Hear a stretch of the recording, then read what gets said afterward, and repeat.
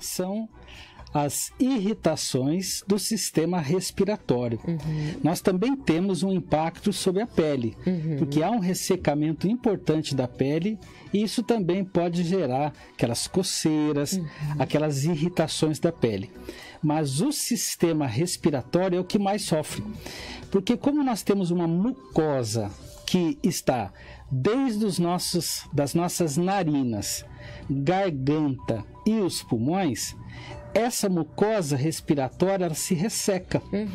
Ela se resseca pela baixa umidade do ar e ela faz com que haja uma irritação de todo esse sistema. Quando nós nos desidratamos no sentido respiratório, aí começa os riscos de doenças. Então, o principal motivador dessas inflamações, dessas alergias e dessas complicações respiratórias é pela desidratação do sistema respiratório. Professor, e existe grupos com maior risco, né, com problemas nesse período do ano, como crianças, idosos? Os que mais sofrem são, em primeira linha, aqueles que têm problemas respiratórios prévios.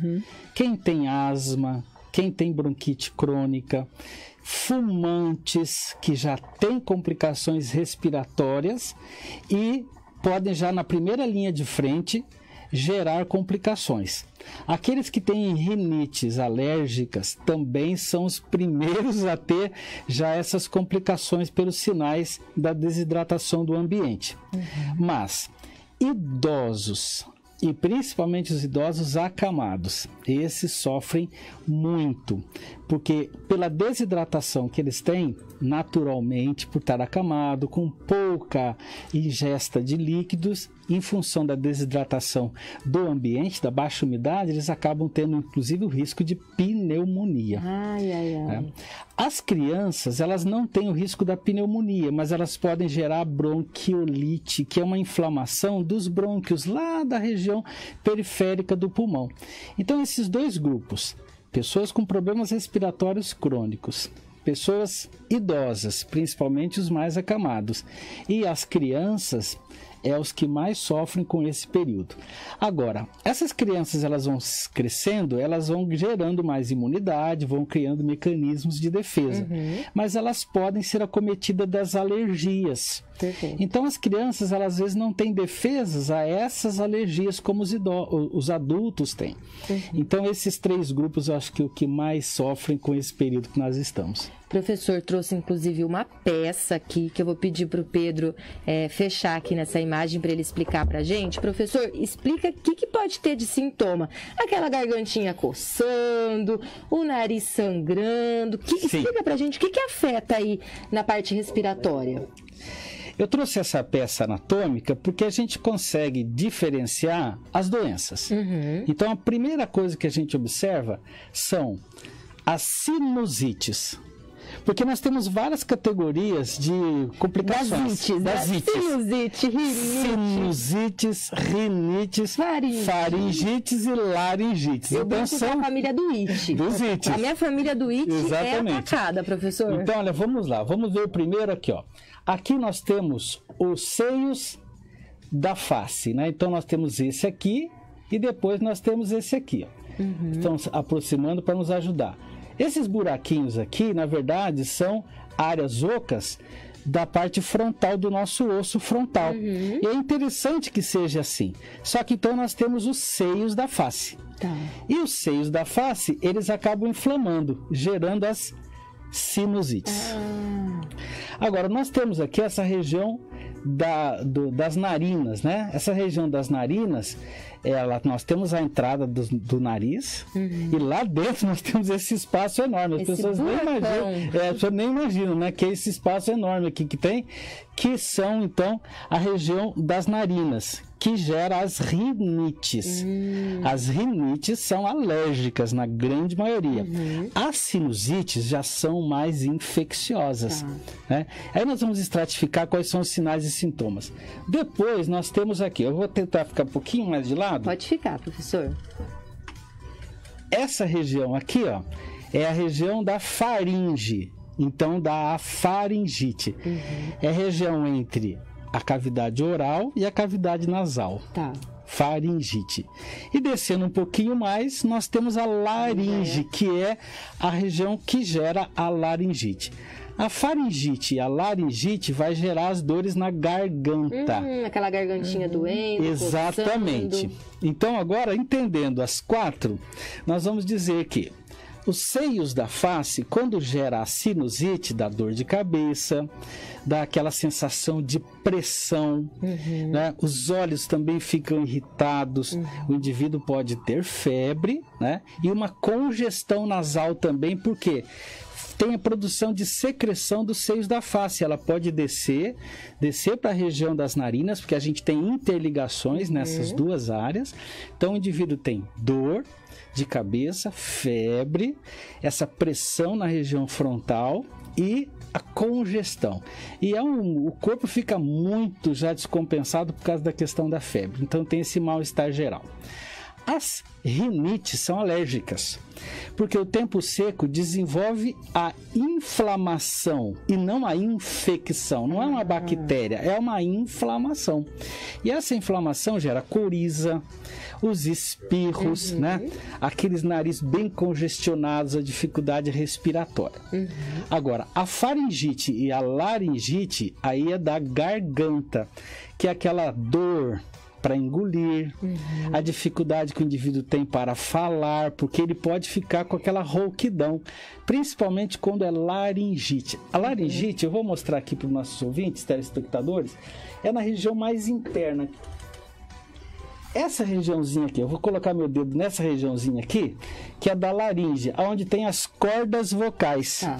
Quando eu tenho a faringite, eu não tenho a rouquidão. Mas quando eu tenho a laringite, eu tenho a rouquidão. E eu tenho, inclusive, a afonia.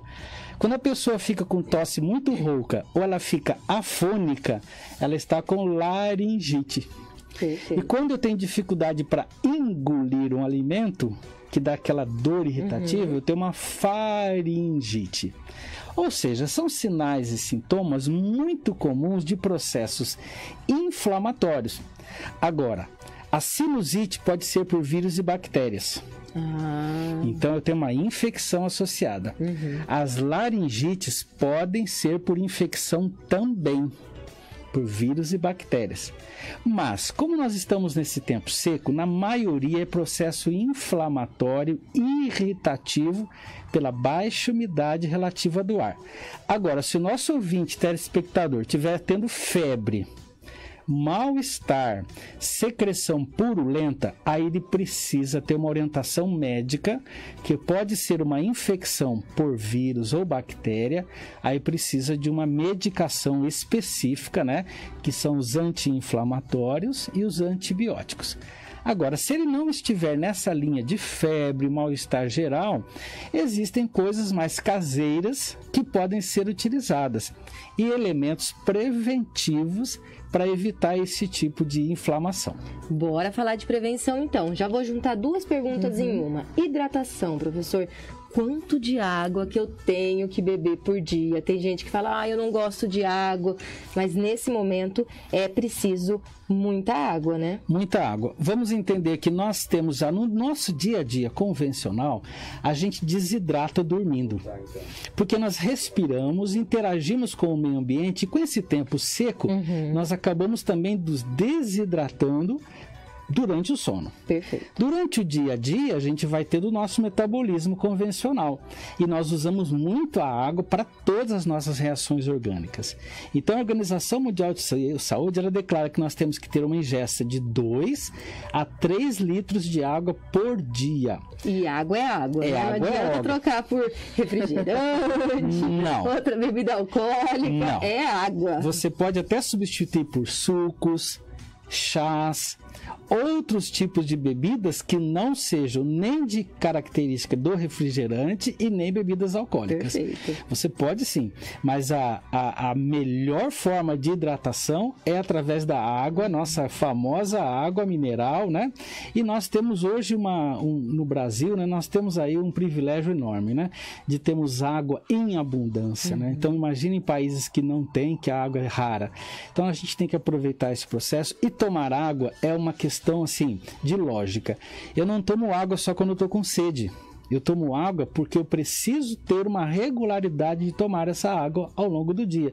Então, toda possibilidade que eu tiver de tomar água, eu tenho que tomar água. Mesmo sem vontade. Mesmo sem vontade. Umidificador na hora de dormir ou inalador ajudam também? Sim, aí são as estratégias mais interessantes, que são as umidificações do ar ambiente onde você está. Então, o umidificador é fundamental. Os inaladores, eles são aqueles que são utilizados mais para as pessoas que têm doenças crônicas, que é aquela que eu falei no início, né? Quem já tem a sinusite crônica, quem tem a bronquite crônica, aí nós indicamos fazer a inalação, né? Ele pode ter um inalador em casa ou ir num postinho de saúde para fazer a inalação. Normalmente se recomenda 2 vezes por dia, no período da manhã e no finalzinho da tarde antes de dormir.